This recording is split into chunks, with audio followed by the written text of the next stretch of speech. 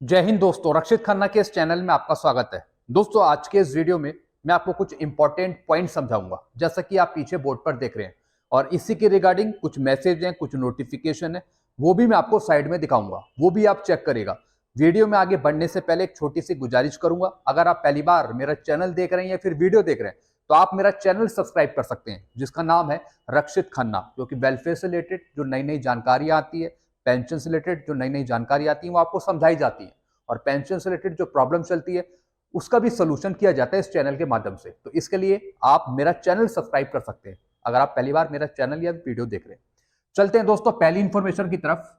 आज तक TV news की खबर। जी हाँ दोस्तों, आज तक ने एक खबर दी है और वो दी है 18 माह के डीए एरियर पे करने को लेकर केंद्र सरकार को भेजा प्रस्ताव।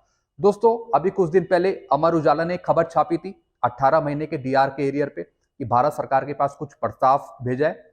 और दोस्तों, ऐसी आज तक ने भी ये न्यूज दी है कि जो 18 महीने का जो डीआर कैरियर है उसे कहीं ना कहीं भारत सरकार रिलीज कर सकती है। कुछ प्रस्ताव गया है भारत सरकार के पास कि जो कोरोना काल के दौरान रोका गया था 18 महीने का जो डीआर कैरियर, उसे पे किया जाए।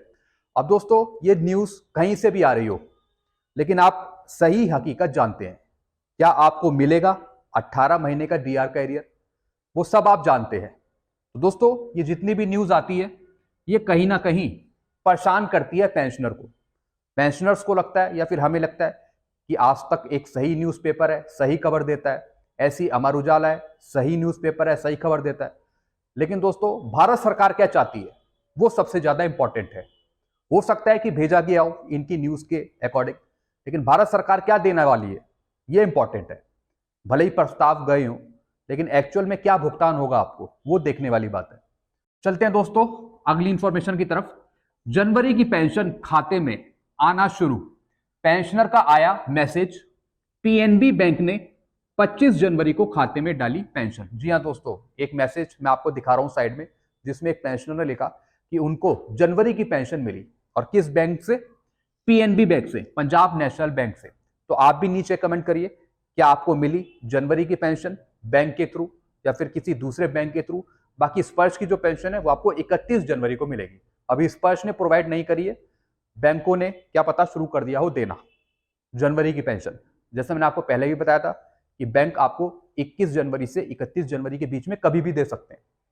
तो दोस्तों, पेंशनर ने लिखा कि हमें मिली है 25 जनवरी को। आप भी बताइए कि आपको मिली जनवरी की पेंशन।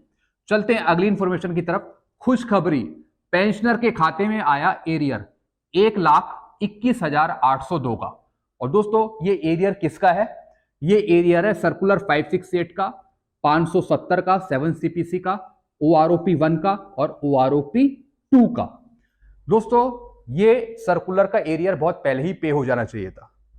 जैसा मैंने आपको बताया, कई सीपीपीसी बैंक को नहीं पता होता सर्कुलर के बारे में, उन्हें पता ही नहीं है कि किस तरीके से एरियर कैलकुलेट करना है। लेकिन जब उन्हें बताया जाता है कि इन सर्कुलर का एरियर पे होता है, तब उनको याद आती है, वो एकदम से जागते हैं कि हाँ वाकई में इन्हें देना था। तो दोस्तों, ऐसी एक पेंशनर थे जिन्होंने सीपी ग्राम के थ्रू इन सब का एरियर निकलवाया। और दोस्तों, बैंक ने 1,21,802 रुपए का एरियर इनको दिया खाते में।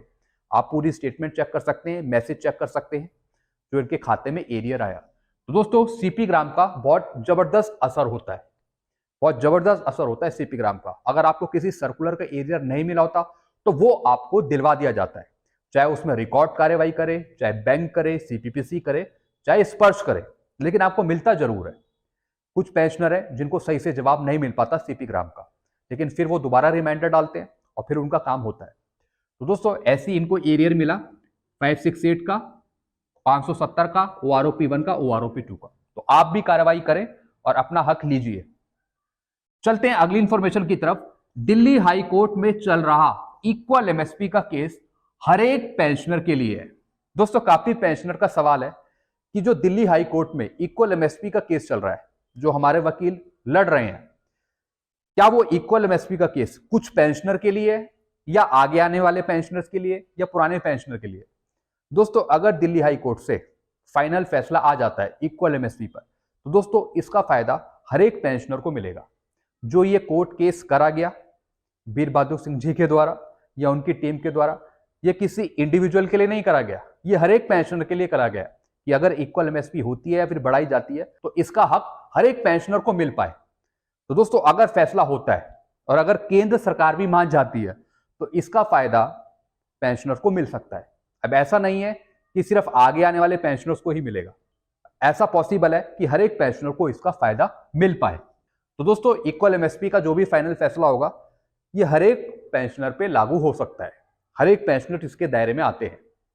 तो जिनकी एमएसपी कम चल रही है उनकी बढ़ाई जा सकती है या फिर इक्वल करी जा सकती है, लेकिन पहले फैसला आ जाए तब होगा ये मुमकिन। तो दोस्तों ये जो केस करा गया, जो डॉक्यूमेंट रखे गए, सब कुछ रखा गया, ये हर एक पेंशनर के लिए, अगर जीत होती है तो हर एक पेंशनर को इसका फायदा मिलेगा, चाहे वो 2006 से पहले आया हो या बाद में आया हो, चाहे वो 2016 से पहले आया हो या बाद में आया हो, हर एक के लिए। चलते हैं अगली इंफॉर्मेशन की तरफ। सर्कुलर 568 का गलत एरियर पे हुआ। दोस्तों गलत क्या मतलब, कम एरियर पे हुआ था पेंशनर को। तो ये पेंशनर मेरे चैनल से जुड़े, मेरे से जुड़े हैं ये पेंशनर्स, तो इन्होंने बताया कि सर हमें कम एरियर पे हो गया था सर्कुलर 568 का। तो मैंने इनका पूरा एरियर कैलकुलेट करा 1/1/2006 से 30 जून 2014 तक। तो मैंने पाया कि जो उनको पहले एरियर मिला वो कम एरियर मिला और जो मैंने कैलकुलेट किया वो ज्यादा बन रहा है। तो दोस्तों मैंने इन्हें बताया कि आपको इतने डिफरेंस का और क्लेम करना पड़ेगा। अब तो इनका स्पर्श में माइग्रेशन हो गया, तो एक नॉन पेमेंट सर्टिफिकेट बना के दे सकते हैं बैंक से, सीपीपी से, और डिफरेंस अमाउंट का वो लेटर आप स्पर्श को ट्रांसफर करें तो स्पर्श जो डिफरेंस अमाउंट है वो आपको देगा। तो दोस्तों इसकी कार्यवाही चल रही है और उम्मीद है कि अगले हफ्ते तक इनके खाते में डिफरेंस अमाउंट का पेमेंट आ जाएगा। यानी जो पहले कम एरियर मिला था और जो मैंने बना के दिया ज्यादा, उसके डिफरेंस का एरियर इनको मिल पाएगा। तो दोस्तों कहीं ना कहीं जो मेरा चैनल है, जो मैं वीडियो बनाता हूं, वो काफी हेल्पफुल होते हैं आप लोगों के लिए। आपको पता लगता है कि क्या है सर्कुलर, किस चीज का एरियर मिलेगा, कहीं कम तो एरियर नहीं मिल रहा, सारी चीजें आपको इस चैनल के माध्यम से पता लगती है। आपको सही गाइड करा जाता है, सही रास्ता दिखाया जाता है।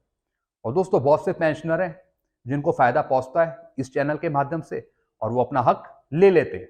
बहुत अच्छी बात है दोस्तों, मैं भी कहीं ना कहीं खुश होता हूं कि जो मेरी मेहनत है वीडियो के थ्रू वो आप तक पहुंचती है और फिर आप सही रास्ते पर चलते हैं, काम करते हैं और आपको अपना हक मिल जाता है। तो दोस्तों जब इनका डिफरेंस अमाउंट क्रेडिट होगा तो उसकी स्टेटमेंट भी मैं आपको दिखाऊंगा आगे आने वाले वीडियो में। तो दोस्तों ये कुछ इंफॉर्मेशन थी जो मैंने आपको समझाई। आई होप सारी चीजें आप अच्छे से समझ गए होंगे। तो ऐसी इंफॉर्मेशन मैं आपके लिए लाता रहूं, समझाता रहूं, आपको गाइड करता रहूं। तो इसके लिए आप मेरे चैनल से जुड़ सकते हैं या मेरा चैनल आप सब्सक्राइब कर सकते हैं जिसका नाम है रक्षित खन्ना। तब तक के लिए दोस्तों मैं वीडियो यही एंड करता हूं। Thank you so much.